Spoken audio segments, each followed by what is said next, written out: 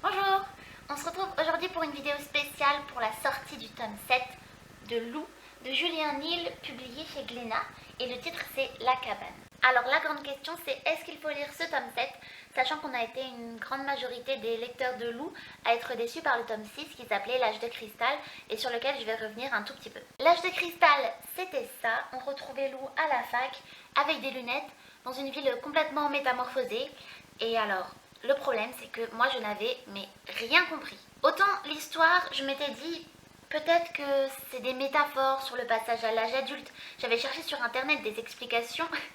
Et autant ça, je me disais peut-être que c'est moi qui n'ai pas compris l'histoire, les cristaux, les lapins, les expériences scientifiques, tout ça. Voilà, je me disais c'est peut-être moi le problème. Mais l'autre problème, c'était les dessins. En fait, j'avais été super déçue parce que pour moi, c'était un travail un peu bâclé, je sais pas, c'était tellement différent des tomes précédents que j'étais super déçue par la qualité des dessins et j'avais l'impression qu'ils nous présentaient son brouillon quoi. J'ai essayé de vous trouver une page où on voit ça.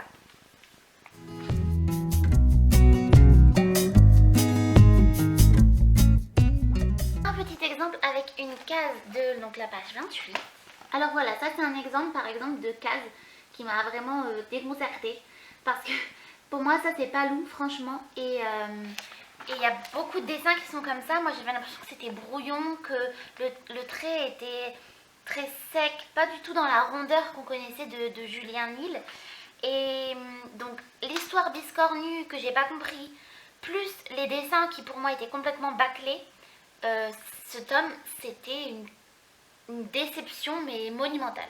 Du coup, j'attendais avec grande impatience le tome 7 qui en fait se passe avant le tome 6. Donc il se passe entre le tome 5 et le tome 6, entre Laser Ninja et l'âge de cristal. Et on l'a attendu 4 ans ce tome. J'ai regardé, l'âge de cristal il est sorti en 2012 et donc là on est en 2016. Donc je pense qu'on était beaucoup à l'attendre impatiemment. J'ai envie de dire enfin quoi, merci parce qu'on retrouve vraiment la Lou qu'on aimait, les dessins magnifiques, il y a des pleines pages qui sont juste sublimes. Donc, au niveau du dessin, j'ai pas été déçue du tout. On est loin de la rondeur des premiers tomes, c'est vrai, mais Lou a grandi, donc le dessin a évolué et ça me dérange pas du tout. Voilà, le premier tome par exemple, ça ressemblait à ça. Donc quand même, Lou a bien changé. Là c'était très naïf je trouvais. Et voilà, maintenant Lou c'est une adolescente, presque une adulte et le dessin va avec et c'est juste parfait. Ensuite l'histoire, eh bien on retrouve Lou avec ses amis qui part en vacances à Mortebouse, donc chez sa grand-mère. Et leur projet, ça va être de construire donc une cabane. On retrouve Mina, on retrouve Tristan, on retrouve Paul, la mère de Lou, la grand-mère de Lou. Et pour moi, on retrouve surtout l'essence même de cette BD, en fait. Ce qui m'a fait aimer Lou, c'est-à-dire la représentation du quotidien, mais dans ces petits détails qui font que ça devient quelque chose de magnifique. Ou de terrible d'ailleurs. Ici, c'est plutôt un bel été que passe Lou, mais dans certains tomes, c'était plutôt des mauvaises périodes. Mais je trouve que Julien Nil a cette faculté de représenter le réel et le quotidien, mais d'une manière vraiment magnifique. Alors sans vous spoiler, à la fin du tome, on a quand même un semblant d'explication de ce qui se passe dans le tome suivant, donc dans l'âge de cristal qui est paru juste avant. Mais c'est pas encore ça quoi, je suis pas encore convaincue par le tournant un petit peu fantastique, surnaturel que prend la série. Après c'est un choix de l'auteur, peut-être que ça va me faire aimer davantage l'âge de cristal. En tout cas, j'ai vraiment hâte de savoir ce qu'il va faire du 8e tome. Parce que j'ai cru comprendre que c'était le dernier. Il ne veut pas continuer cette série sur des dizaines et des dizaines de tomes et je pense que c'est une bonne chose. Mais du coup, le tome 8, qu'est-ce que ça va être? Je pense que ça sera après l'âge de cristal, donc avec tous ces éléments un petit peu surnaturels, les cristaux, tout ça.